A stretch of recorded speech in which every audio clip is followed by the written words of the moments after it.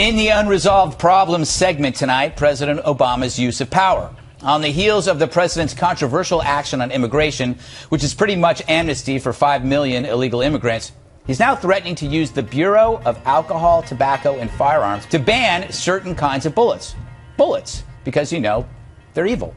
Is the president misusing his power to get around an unfriendly Congress? As we mentioned a moment ago, we heard dire new warnings from Washington today. The foremost liberal constitutional law professor in the country testified that President Obama is threatening to fundamentally remake America by trampling the U.S. Congress and becoming a government unto himself.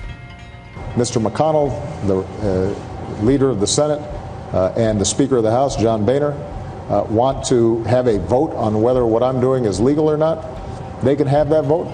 I will veto that vote. While both Congress and the courts have lost authority over the decades, it is this body, the Congress, that has lost the most in this rise of a type of Uber presidency. The president's pledge to effectively govern alone is alarming. And what is most alarming is his ability to fulfill that pledge. When a president can govern alone, he can become a government unto himself, which is precisely the danger the framers sought to avoid. He has said that he's going to resolve the division with Congress by ordering changes on his own terms, as a majority of one. That's what makes it dangerous. What we're seeing increasingly is not just, in this case, a president pledging to go it alone, but in fact a president who can go it alone. The implications of that are significant. It turns this body into something that's discretionary. There is new fallout tonight from an administration proposal to ban ammunition for certain firearms. Critics are calling it, quote, gun control by executive order. Tonight, the head of one of the country's largest shooting groups is here to weigh in.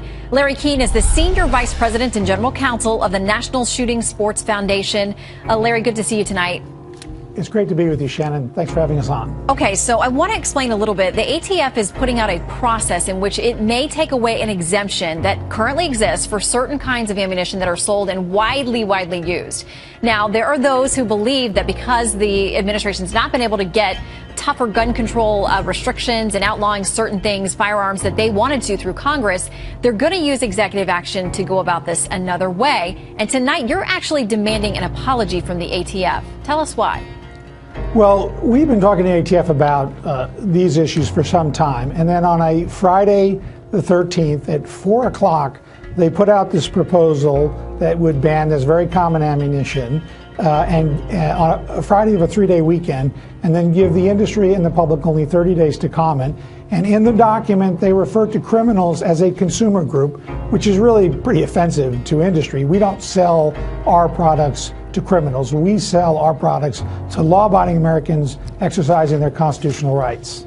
All right, so the ATF has said, listen, this stems back to a law that's meant to protect law enforcement officers, and they say that is the goal here. They want to make sure that we're protecting our men and women out there on the front lines. A laudable goal, of course. They say that this is just a proposal at this point, and what they're trying to do is to provide clarity to the industry about what kinds of ammunition are going to be legal and which aren't. So what part of that doesn't ring true to you? Well, Shannon, we all would agree that we don't want police officers to be shot with any kind of ammunition ever.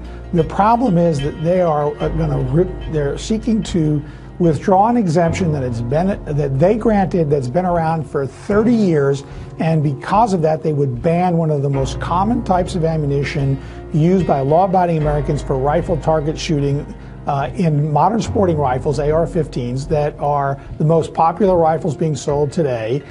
And the concern is that they weren't able to ban those firearms, which is a stated position of the administration.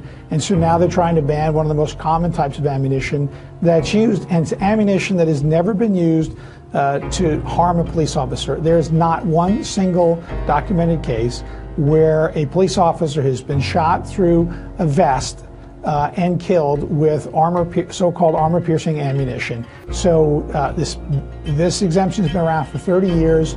There are hundreds and hundreds of millions of rounds of this ammunition that are used by consumers lawfully for rifle target shooting every year in the United States without harming police officers. And rifle ammunition that's made with lead ammunition is also unfortunately capable of penetrating vests as well. And so banning this is not going to advance law officer safety. It's certainly a goal that we all share, the industry shares, ATF shares, everyone does, of course.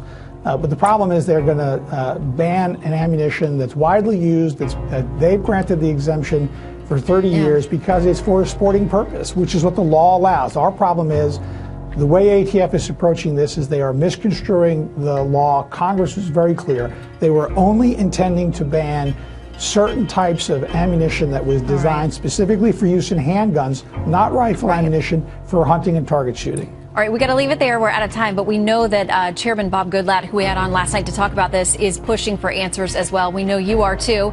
Please keep us updated. Good to see you, Larry. Very good to see you, Shannon. Thank you.